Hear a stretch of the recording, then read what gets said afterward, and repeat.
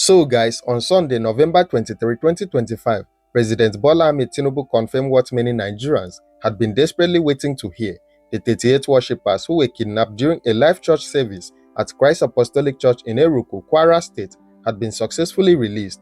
White buses rolled into the community, accompanied by security personnel, bringing the victims home to their anxious families. Families rejoiced and the community celebrated the safe return of their loved ones. But amid all the celebration, there was one thing that worried many Nigerians, and that was the fact that there was absolutely no information on how the victims were actually rescued. There was no report from the government that armed bandits had been engaged by security forces in a fierce gun battle. There was no announcement that the criminals had been neutralized or captured. There were no details about a daring rescue operation.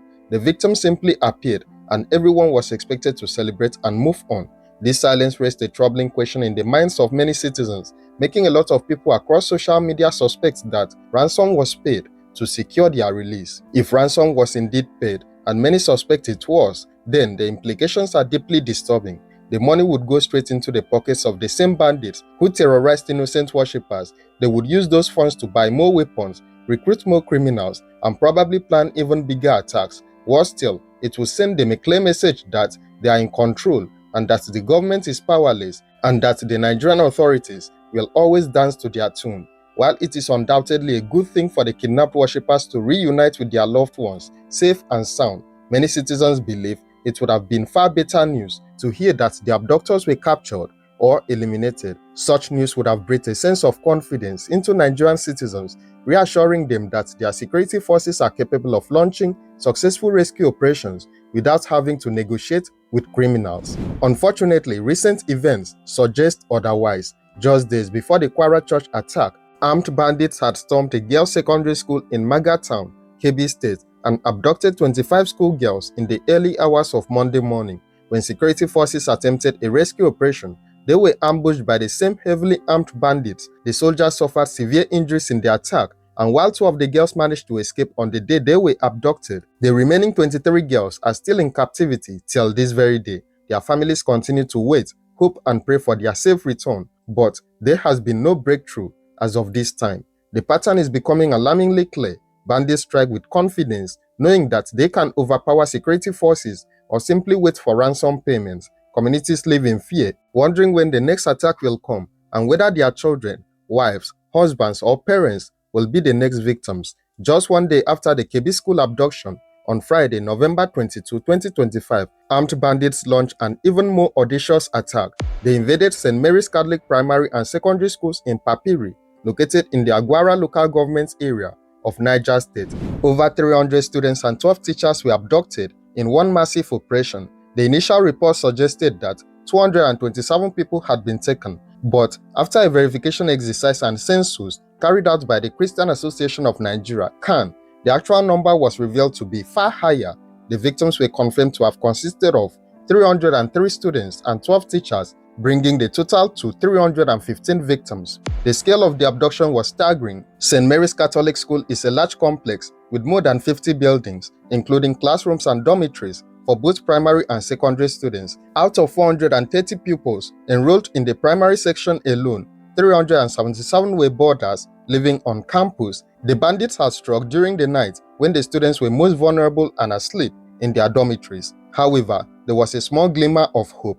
Between Friday and Saturday, 50 of the abducted students managed to escape from their captors. These brave young students found their way through the bush and reunited with their parents. According to reports, the children did not return to the school, but went directly to their homes, desperate to be back in the safety of their families. Based on the latest count, aside from the 50 pupils who escaped, 141 students were not taken during the initial attack. This means that currently, 236 pupils, 3 children belonging to staff members, 14 secondary school students and 12 staff members remain in the hands of the bandits. That is a total of 253 children and 12 adults still in captivity. The chairman of CAN in Niger State called for calm and urged everyone to continue praying for the successful rescue of the remaining victims. He emphasized the need for collaboration between security operatives, community leaders, the government, and relevant authorities to ensure the safe and quick return of all the abductees. But prayers alone cannot stop bullets or rescue children from armed criminals hiding in large forests. The security forces have to do more. One point of controversy emerged regarding the St. Mary's Catholic School attack. The Niger State government released a statement claiming that authorities had received intelligence warning of increased threats in the area. According to the government, they had mandated all schools in the area to shut down activities, but the school had reopened without notifying or seeking clearance from the state government, thereby exposing pupils and staff to what they classified as an avoidable risk. However, the proprietor of the school, Bishop Yohana, strongly denied these allegations. He stated clearly that neither he nor the school's education secretary received any circular or warning from the government. He challenged anyone making such claims to provide proof and evidence. The bishop explained that in the past, around 2022, when they heard rumors of security challenges, they immediately shut down the school without hesitation. He questioned why they would ignore an official government warning if one had truly been issued.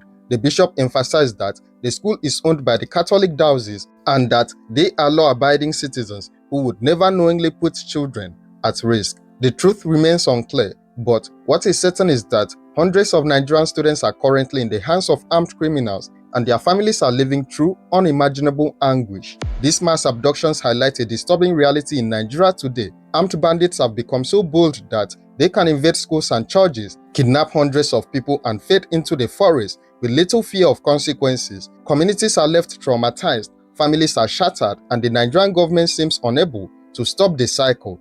The release of the 38 Kwara worshippers is a development worth celebrating, especially for the victims themselves and their families. But looking beyond this, if there are no visible consequences for the criminals, these attacks are likely to continue because every ransom payment, if that is indeed what is happening, only funds the next attack and emboldens the bandits to aim even higher.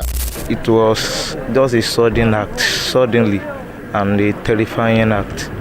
Because that evening, after like 30 minutes to the program, we started the program by, I think, around 5. So like 30 minutes to the program, after all the praises, we just heard gunshot.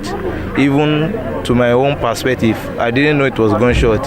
I think it was just sparkling of some wire.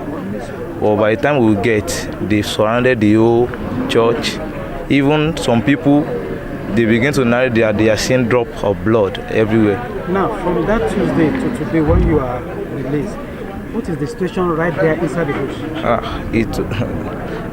It was unimaginable because when we got there, we really know that it was a dominated area by these evil people called bandits.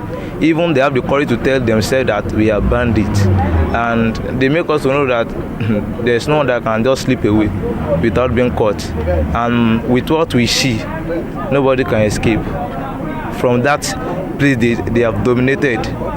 They've knew all the routes surrounding all those bushes within Kwara and other states. As we continue to hope for the safe return of the hundreds of students still in captivity, the big question remains, when will the Nigerian government take decisive action to not just negotiate the release of victims, but to actually defeat the criminal networks terrorizing innocent citizens? Until that happens, no school, no church, and no community is truly safe. What are your thoughts on these troubling developments? How can Nigeria break this cycle of mass abductions? Share your opinions in the comments below. And don't forget to like, share, and subscribe to this channel for more true crime stories.